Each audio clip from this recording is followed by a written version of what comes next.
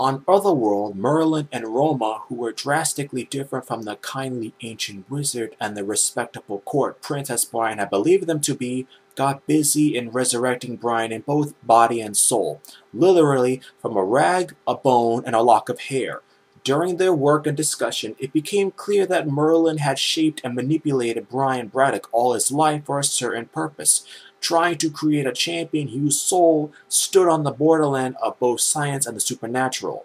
Facing Mad Jim Jaspers on Earth 238 was meant to be a final test, a test that Brian had failed. Nevertheless, he was still their best bet. They incorporated the powers which had previously laid in the uniform into Brian's genetic structure and subsequently changed Brian's abilities, which were already somewhat altered from his contact with the life-enhancing fluid, into a wider sensory array and limiting his force field, rejoined his body and soul, and then sent him back to his own Earth. Not recalling his own death, Brian happily and gratefully believed Merlin had saved him at the last moment, unaware of his mentor's constant meddling in his life. Daredevils, Issue 1. To get some sense after all that had happened to him, Brian drove to what he thought were the ruins of his home, the bombed-out Braddock Manor. Instead, he found that the manor was still in one piece, but only he himself could see it. Inside, he was welcomed first by the Braddock housekeeper, Emma, who acted as if nothing was wrong, and then saw scenes of how he acted the night his parents died before meeting ghostly skeletal versions of his parents, who urged him to join them in death. Overcome with guilt, Brian intended to do that, but realized at the last moment that those images were not his parents, but were holograms of the sentient computer which was still working. Once more, he beat the computer's manifestation mastermind, and afterward he reprogrammed it so that it would not have a personality anymore. Daredevils, Issue 2. Brian had barely time to rest, as impossibly the next moment he got a phone call from his twin sister Betsy. Having developed psychic and telepathic powers in the meantime, Betsy sensed her brother's return and desperately needed his help, as she and her fellow telepaths Laid of Strike's Psi Division were being hunted down and assassinated by the Vixen's killer. Brian and Betsy agreed to meet in a restaurant, and when the both of them actually met, they nearly did not recognize each other as the two of them had changed so much. Brian having grown taller and more muscular, and Betsy now had purple hair. Betsy explained their circumstances for him, and Brian faced the killer, who was attacking Betsy's fellow telepaths even as they spoke. As it turned out to be Slaymaster, who was not dead after his encounter with Captain Britain and was now equipped with deadly weaponry from Strike and more lethal than ever.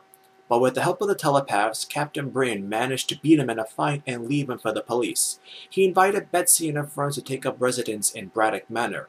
Daredevils, Issues 3 and 4. A short time later, Captain Britain was kidnapped by a band of other dimensional mercenaries calling themselves the Special Executive, working for Saturn, who, after her failure on Earth 238, was deprived of her rank and authority and facing a possible death sentence. Captain Britain was the only witness who could speak on her behalf. Brian was furious at the possibility of helping a woman he had come to despise after the way she had left him and Jackdaw at the Fury's mercy. However, after seeing her humiliation at the hands of her own people, he didn't find it in his heart to leave her and promised to speak up as her witness. Later in the trial against Saturn, during which her successor Mandragon then destroyed Universe 238 before the Jasper's warp could endanger other realities, Captain Britain, banned from speaking on a pretext, soon turned violent, and eventually he, Saturn, and the Special Executive fled back home to Earth 616, the main Marvel universe. Daredevils, Issues 5 through 7. Once at Braddock Manor, they were soon joined by a frightened woman who claimed to be Captain UK, sole surviving superhero of Earth 238. She showed them a newspaper article about the politician Sir James Jaspers demanding stronger actions against heroes. She explained that this was exactly the way the persecution and extermination of superheroes had started on her own Earth, even with the exact same speech they had heard broadcasted on the TV. Overcome by her emotions, Captain UK left, only then to be attacked by the Fury, which had followed Captain Britain across universes. Captain Britain was then horrified at the possibility of his nemesis surviving the death of an entire universe. He and the special executive fought it and eventually managed to contain the Fury beneath the caverns of Braddock Manor, but not without the special executive sustaining heavy losses of their own, as a result of which they pulled out, leaving Brian and his small circle of allies to face Jaspers on their own. Daredevils issues 9 through 11. They left for London. In the meantime, the madman Jaspers had gotten the Vixen-infiltrated strike under his command and had achieved the position of Prime Minister and began warping reality with his powers, turning Great Britain into a bleak country where everyone suspected of having powers or being abnormal was taken away to concentration camps. Captain Britain and his friends were in hiding, not even knowing how long they'd been living that way, as the laws of physics and reason were slowly breaking down, already hinting at the reality breakdown to come. Brian finally decided that he had to do something, anything, no matter how hopeless the odds, and without telling the others left to confront Jaspers, however, had fully manifested his powers and made Captain Britain live through several illusions. Brian broke out of them, but found out that he couldn't actually harm Jaspers physically, who instead hurt him and then simply left him behind, heavily injured. Mighty World of Marvel, issues 7 through 10. Brian still meant to fight against Jaspers, but was at that moment attacked by the Fury, which had rebuilt itself and became more powerful, having assimilated the computer beneath Braddock Manor. Brian didn't stand a chance, but the Fury's attacks brought both of them to Jaspers' attention. The Fury had always been frustrated that its own world's Jaspers was the only super being that it was not allowed to kill. Reasoning that this was a different Jaspers, it instead attacked him. Twisting reality and themselves, the two inhuman beings changed into all sorts of shapes and unholy forms to attempt to kill one another, until the Fury teleported Jaspers into unspace between realities where there was no matter for him to manipulate and where it could fry his brain. Before the returned Fury could recover, the exhausted Captain Britain then attacked the weakened Fury, hoping to destroy it once and for all before it fully recovered. Despite the brutality of the attack, the Fury gained the upper hand and would have killed Captain Britain if not for Captain UK. Using her own brand of tough love, Saturn had got the traumatized woman back to her senses. Full of rage and anger at all she had lost, she attacked the Fury and literally tore it apart. Mighty World of Marvel, issues 11 and 12. Moments later, the three of them were teleported to Otherworld by Roma and learned that Merlin had seemingly perished during the game that he had instigated to save reality from Jaspers. After the ceremony, Captain Britain met the other Captain Britain Corps members for the first time, an assembly of which isolated from up until that point, and was informed by Roma that his world would recover and most people would forget the Jaspers warp. Mighty World of Marvel, issue 13. Some months later, during a night in London, Brian reacted to a were-creature attacking a vagrant. He followed the creature into a warehouse and would run into two teenagers, who explained that they were Megan's friends and that she only went mad during the full moon. Misinterpreting the scene as the captain threatening her friends, Megan attacked again. During the fight, some scaffolding fell on the teenage boy, Mickey Scott, killing him. Ashamed of himself, Captain Britain threw himself into superhero work with little regard for his own well-being. Finally, he worked up the courage to visit Mickey Scott's family and apologize. Surprisingly, Mickey's mother, Joan, proved to be very understanding. Talking with the Scotts, Brian came to think of his duties and came to realize how much he had missed the common people during the years he had been in other dimensions.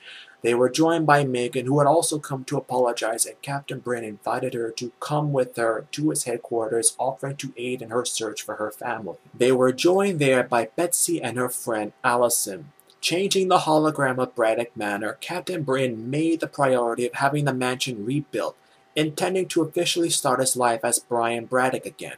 He publicly claimed that he had been away on a world tour. Strangely, however, he kept being attacked by armored beings that came out of nowhere and went back again as soon as the attack was over. He had no idea that many of his enemies were stalking him now. Mighty World of Marvel, issues 14 and 15. Learning that the crazy gang, created by Jaspers in the final stages of the Jasper Warp, was still existing in his reality and even looking for a criminal genius in the personal ads to lead them, Brian angrily looked them up. Unfortunately, he ended up being in a trap set by Slaymaster, who then sold him to the Vixen. Slaymaster himself was keen on Braddock's amplifier costume, which gave him powers. However, he quickly learned that the shackled Captain Britain physically controlled the costume, as Brian forced Slaymaster wearing the uniform to set him free. Captain Britain, second series, issues 2 and 3. Having gone out of the Vixen's clutches, Captain Britain faced and killed a monstrosity similar to that of the Fury, actually a poor luckless kid named Sid, whom the Fury had infected when it came into this reality. Captain Britain, second series, issue 4. And that was it with regard for the Fury. I happen to think that the Fury and the Mad Jim Jasper story was the best Captain Britain story ever written. When I read it, I felt as if I was inside Britain as it slowly went into chaos and insanity. I think this was one of the first stories where a hero did not amount to what people thought he was, and that was groundbreaking. I'm going to retell the Fury story with more emphasis on the Fury and its connection to Captain Britain and Jaspers. It was the beginning of a descent into madness and insanity for Captain Britain. Along with his sidekick, Jackdaw, he was sent by his mentor, Merlin, to a parallel universe, Earth 238, a sad, pathetic world where death and anarchy was everywhere, all compliments of the unassuming villain, James Mad Jim Jaspers. Captain Britain and Jackdaw first came across Jaspers and his crazy gang, a crew of creatures modeled after Lewis Carroll characters, the moment they appeared in that world, as they materialized in a bank that was in the process of being robbed by the crazy gang. Brian and Jackdaw stopped the robbery, letting Jaspers and his group escape, at that time having no idea of their foe's true nature. They soon learned that this world was a depressing place without any superheroes. Mercilessly hunted by the authorities and battling one insane foe after the other, Captain Britain eventually teamed up with the beautiful and mysterious Saturn, sent by the Dimensional Development Corps to give this sad world an evolutionary push, intended to bring in a new age of rationality. The push succeeded, however. A moment later, the laws of reality collapsed as James Jaspers, who wanted anything but an age of rationality, revealed his true nature. Jaspers was a mutant with immense, godlike reality-warping powers, but he hadn't always been like the man Captain Britain first met. 10 years before, he was a devious politician who led a campaign against superheroes, at first to crack down on the competition against him. Being a mad genius as well, he had given the country the means of wiping the heroes out. Marvel Superheroes issues 377 through 387. The Fury, a silent, disgustingly shaped, black-colored, fluid-emitting creature, a symbiote, part machine, part organic creature. It could fire extraordinarily powerful energy blasts. It had vastly superhuman strength, durability, and reflexes. Also, if any part of it remained intact, it could rebuild itself completely from surrounding materials. With the reason of a computer, the instincts of a dog, and an uncanny ability to adapt to anything. All of this combined made the Fury more dangerous than any Sentinel robot. It was clearly named with Jasper's preference for Carroll characters in mind. At the same time, the name also seems to go back to the Roman name for the Urans, the Greek vengeance demons who were relentless in hunting their prey down. Like its name, the Fury never gave up. Once it had a target, it would not stop until that target was destroyed. Within 2 years, it had killed all of its world's heroes, except one, this world's version of Captain Britain, a young woman, alias Captain UK, who had escaped and was teleported to another universe, the main Marvel universe. Her last sight of home being the Fury killing her husband. With all of the heroes dead, the Fury was decommissioned and Jaspers eventually went on his career of petty crime as their world slid into madness for the next 10 years, until Captain Britain's arrival and the events that followed. With the sudden reality warp, the government blamed Captain Britain and unleashed the Fury once more.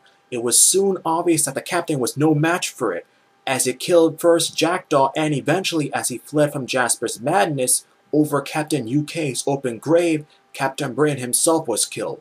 Marvel Superheroes issues 387 and 388, The Daredevils issue 7. It should have been the end of it. Captain Britain was then resurrected by Merlin and Roma, who were displeased as this orchestrated conflict with Jaspers had merely been a test essentially. A test Captain Britain had failed. On Earth 616, another version of Jaspers was waiting, a more powerful Jaspers in this, a more important universe. The consequences of this Jaspers running wild could spell the end of the multiverse. Nevertheless, Merlin was certain that his painstakingly carefully arranged game would succeed, that he had planned for every possible outcome, had controlled every pawn. After his rebirth, Captain Britain was sent back to his own Earth with no memory of his death. Having barely managed to take control of his life again, Captain Britain was summoned against his will to the Dimensional Development Court to stand witness at the trial of Saturn, for who was blamed for the failure of Earth 238. Her successor and judge, Mandragon, chose to handle the Jaspers caused reality madness by destroying the entire universe to prevent it from possibly spreading. Again, it should have been the end, but it wasn't. Standing in front of Captain UK's grave, its instincts told the Fury that, despite reason, Captain Britain was not dead. So, before its universe was destroyed, it adapted and crossed dimensions in search of its prey. It arrived in London, badly damaged, and mended itself by absorbing several animals and homeless people, one of whom it managed to infect rather than kill. The Daredevils, issues 1 through 7, Captain Britain, 2nd Series, issue number 4.